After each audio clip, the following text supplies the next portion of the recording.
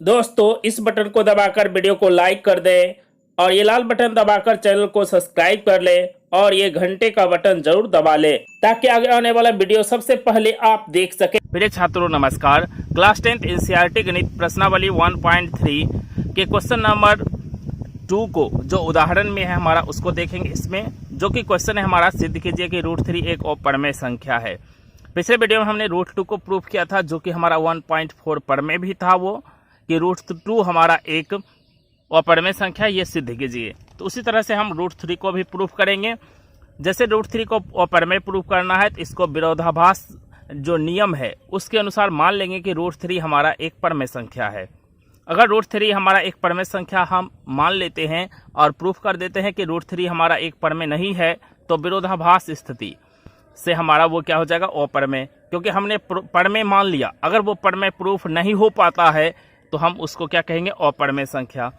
तो चलिए हम मान लेते हैं कि √3 हमारा क्या है, एक परमेय संख्या है। तो माना कि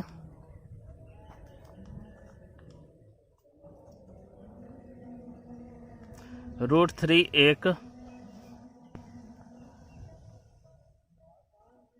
एक परमेय संख्या है। √3 हमारा क्या है, एक परमेय संख्या है। तो जैसे हमने √3 को एक परमेय संख्या मान लिया, तो इसलिए हम √3 बराबर क्या लिखेंगे, P/Q, जहाँ PQ क्या है, सअभाज्य संख्या। तो जहाँ P और Q सअभाज्य संख्या है, P और Q क्या है, सअभाज्य संख्या है। तो P Q सअभाज्य हो गया तथा Q ≠ 0 है। तो ये हो गया हमारा कि √3 हम एक परमेय मान लिए। तो परमेय संख्या किस रूप में होता है, P/Q के रूप में होता है, जहां P और Q क्या होना चाहिए, सअभाज्य संख्या होना चाहिए। तभी परमेय संख्या को हम मानक रूप में बोलते हैं। मतलब परमेय संख्या को मानक रूप में माने हैं PQ के रूप में, जहां PQ सअभाज्य है, मतलब एक के सिवा कोई भी कॉमन नहीं है। अगर हम इसमें प्रूफ कर देते हैं कि एक के सिवा और भी कोई चीज उभयनिष्ठ है, एक के सिवा कोई और चीज इसमें उभयनिष्ठ है, तो हमारा ये प्रूफ हो जाएगा परमेय संख्या नहीं है। क्योंकि हम यहाँ मान रहे हैं कि P और Q सअभाज्य संख्या है। अगर इसमें एक के सिवा कोई भी चीज कॉमन आ गया तो यह सअभाज्य संख्या नहीं होगा। तो यही हमें प्रूफ करना है कि इसमें कुछ ना कुछ कॉमन आ जाए, मतलब ये दोनों किसी एक संख्या से हमारा विभाज्य हो, दोनों में भाग लग जाए किसी एक संख्या से। चलिए तो हम इसको समीकरण 1 मान लेते हैं। अब हम समीकरण 1 को दोनों ओर वर्ग कर देंगे। तो दोनों ओर वर्ग करने पर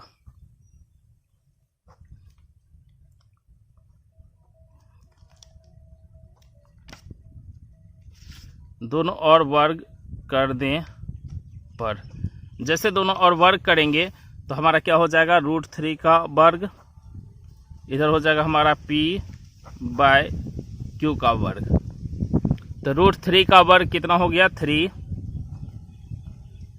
इधर हो गया हमारा P का वर्ग P² बटे Q का वर्ग Q²।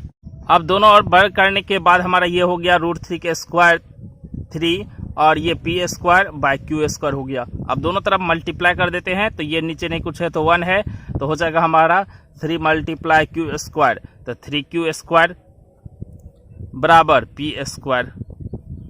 फिर हमारा ये 3 यहाँ मल्टीप्लाई में है, गुणा में है, उस साइड भेज देंगे तो हमारा डिवाइड में हो जाएगा। तो Q² बराबर हो जाएगा P²/3।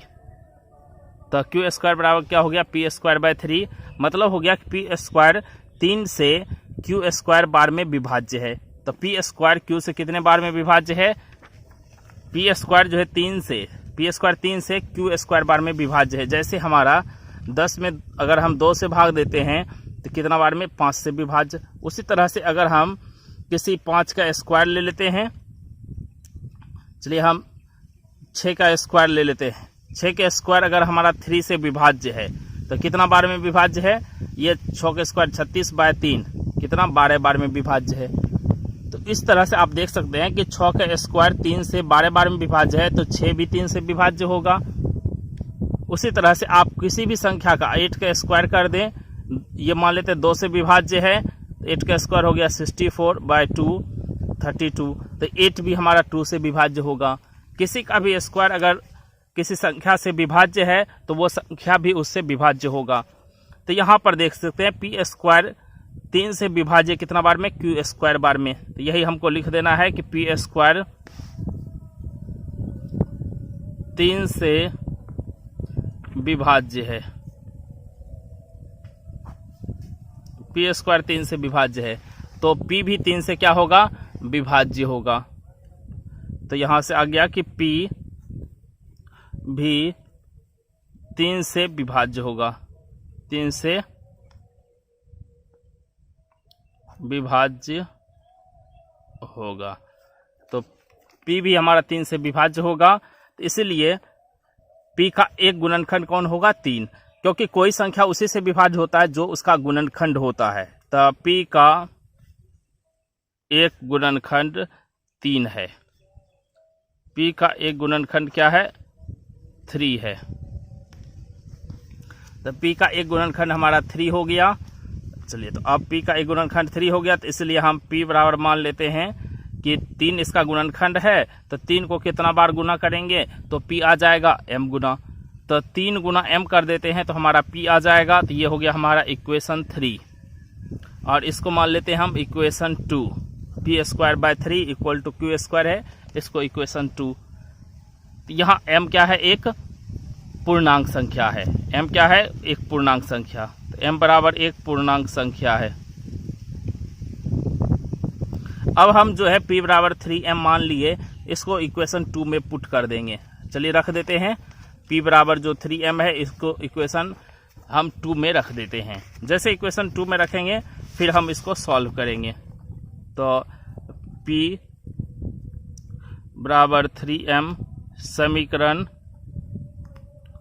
2 में रखने पर, समीकरण 2 में रखने पर, जैसे समीकरण 2 में रखेंगे तो समीकरण 2 है हमारा क्यू स्क्वायर बराबर पी स्क्वायर। तो p का मान कितना है हमारा, बराबर 3m स्क्वायर बटे 3। तो ये हमारा p का मान रखेंगे 3m, तो p के जगह पर 3m रख देंगे सीधा, तो ये हो जाएगा 3m के स्क्वायर। तो नीचे हो गया, इधर हो गया हमारा क्यू स्क्वायर, इधर हमारा हो गया 3m का स्क्वायर, 3 का स्क्वायर 9, m का स्क्वायर m स्क्वायर बटे 3। फिर आप देख सकते हैं ये इसको कट करेंगे तो ये हमारा कट हो जाएगा 9, 3 से 3 बार में। फिर यहाँ से हम सॉल्व करेंगे तो ये आ जाएगा हमारा क्यू स्क्वायर बराबर 3m स्क्वायर।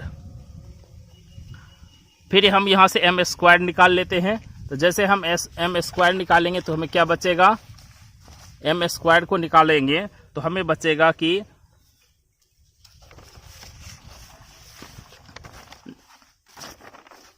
देखिए, जैसे हम m स्क्वायर यहाँ से निकालते हैं तो जैसे m स्क्वायर निकालेंगे तो यहाँ हमें बचेगा क्यू स्क्वायर बटे 3, मतलब m स्क्वायर को हमने रहने दिया, 3 मल्टीप्लाई में है, इधर भेजेंगे डिवाइड हो जाएगा, तो m स्क्वायर बराबर क्या हो गया, क्यू स्क्वायर बाय 3।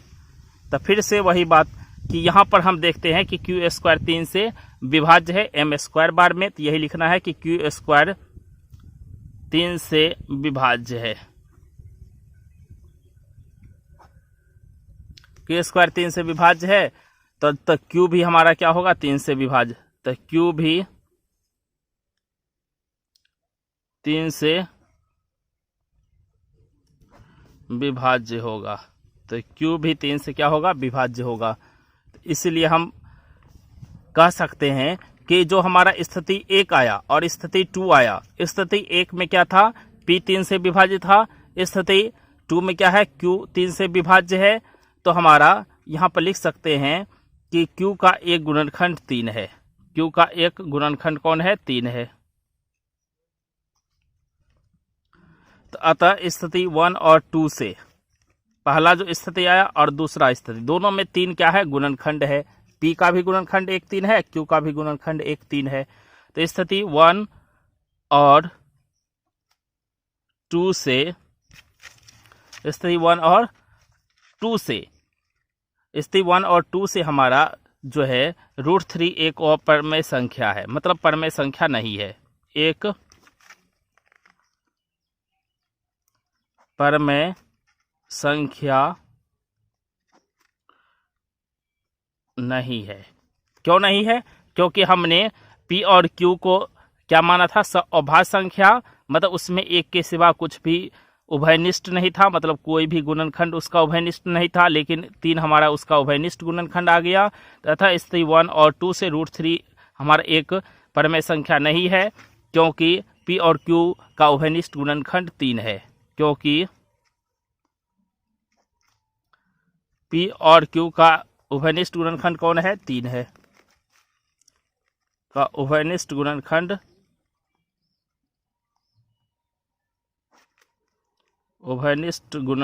3 है।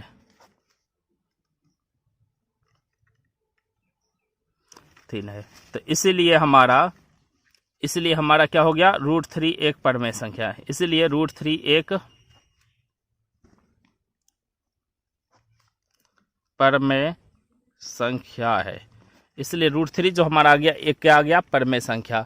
तो अगर ये वीडियो पसंद आया हो तो वीडियो को लाइक कीजिए, अपने दोस्तों से शेयर कीजिए, चैनल सब्सक्राइब नहीं कीजिए जरूर कर लीजिए। फिर मिलता है अगले वीडियो में, तब तक के लिए जय हिंद, वंदे मातरम।